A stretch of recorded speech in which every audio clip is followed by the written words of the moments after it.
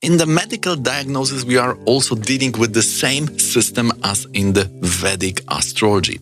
So, for example, for the immune system, if it's working nice or not, first one of the inputs would be the white cells in the body. And then based on that, we can bring the concept, right? The concept is some more refined idea. Idea is something spontaneous. It's more, we could say, singular, and concept is more refined.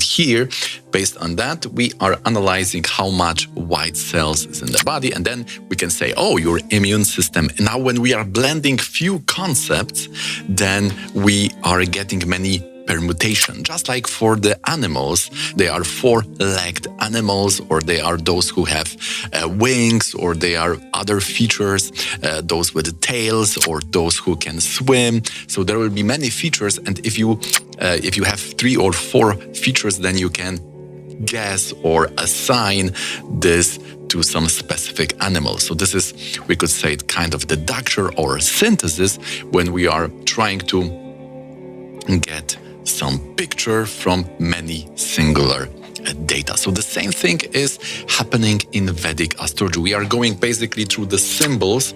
We are having many levels, right? We have the planets, we have the lords, and then we have also the divisional charts, which is specific to Vedic astrology. And based on each of this position in the chart, you are basically getting some concept. But this is very basic concept, and it is not ready for the prediction. You need to unify this, or you need to bring together few concepts, and then you will be able to understand what's going on. Otherwise, it would be like, what kind of animal is that? And the answer would be, it has ears or it has legs, right? So this will not tell you a lot. So using only the Rashi chart, we have access to some very broad prediction or concepts. We, for example, can say, when we are analyzing the 4th house, we can talk about the shelter. If we analyze the 9th house, we can talk about things like protection or a fortune. You have fortune to some things. You are lucky in some things, and you may have problems in a specific point of time. And this lack of fortune then is manifesting through this and that. It could be accident, it could be disease, it could be being under some attack. You can be attacked by animals or people or natural things. So then it means that your fortune was weak. Many people will not believe that there is something like the fortune, but if those things are manifested in the life and they are coming from that fortune-related analysis, then by deduction we could understand, yes, this was based on that whole calculations which were related to fortune. Therefore, it is logical to assume, if we, of course, take into consideration, or if we take seriously this analysis, we can then conclude that, yes, this fortune must be some real thing. It is not visible, it is not tangible, not measurable by this physical means, but it's there. So basically we are going from the symbols, we are getting those broad concepts, and if they are brought together, then we are able to give the physical or measurable prediction. Because for the prediction to be usable, to have some value, it has to have some features. That would be measurable, or it can be tangible, or it has to be falsifiable.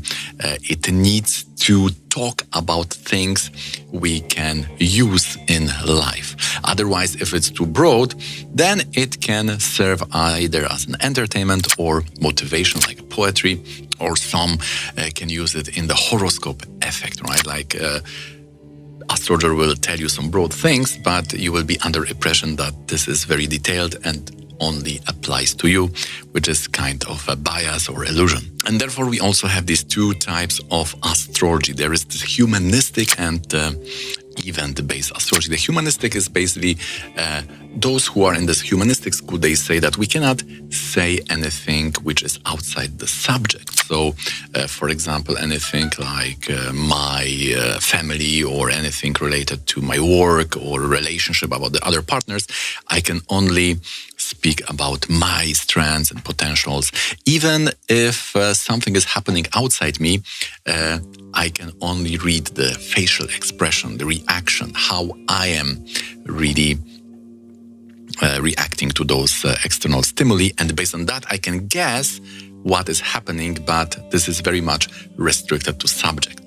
So this is very much exists in Western astrology, but in the Vedic system, if we read the Shastra, there is a lot of predictions about the out of subject world of the native, because the Vedic astrology gives us the information about the karma, and karma is the relationship between the subject and also the world, what is happening to the native, from which directions all those blessings are coming, how they are coming, and when they are coming. So this is a little bit more complicated. We have a bigger challenge here in that event-centered school, but also, as you can imagine, it has much, much bigger value in this sense. It also can be quite, I would say, challenging to some people, because it is touching on this more deterministic part of world viewpoint. Because if we only talk about the subject, the strengths, potentials, and so on, we are still in that unrestricted, individualistic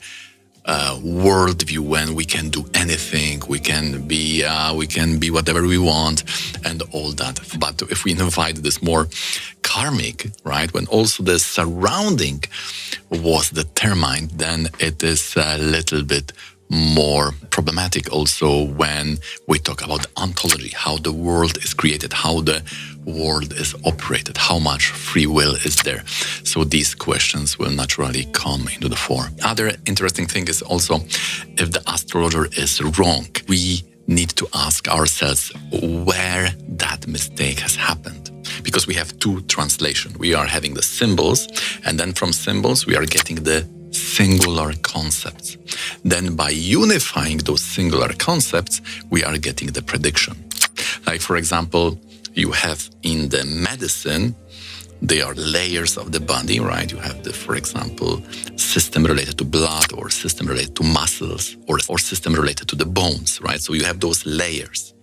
And then which part of the body? Is that a muscle in chest area, or is it maybe the blood vessels in the head area, brain area? That will be completely different. So it's like two dimensions we have. Imagine if you have only one dimension, like you are going to doctor and he tells you, you have some problem with the muscle. So naturally you would ask, which muscles? Where is the muscle, right? Is it in legs? Is it in stomach? Is it in the neck area? What's going on? Or let's say that you will say, oh, you have problem in the chest area, but you will not specify, is it Ashdhatu, which is the bones, or is it the muscles? Is it the blood? What layer, right? So you need those two things. And there are more. Then you need to find in the chart the language which will answer the question, is it chronic? Is it autoimmune? Is it genetic disease? Can it lead to something very serious, like even death? So there will be points in the chart which will talk this language. And if these points will be related to that yoga of disease, then you will get even more information. But each of these points will be the broad concept. If you bring them together by the mechanism of permutation, you will be able to make your predictions more specific. But if you are only basing your predictions on the single thing, like Mars in the 7th house in Sagittarius, like there are many astrologers who are doing those predictions based on the one placement. So without inviting the other levels, you need to know, you need to be aware that it's not possible for any specific prediction. You can be lucky because you will mention many options, and sometimes you will get lucky and that options will manifest in your life. Like there are astrologers who are doing those monthly predictions, and you have 30 days and you have like 20 options. So it's like astrological roulette. Something may manifest, right?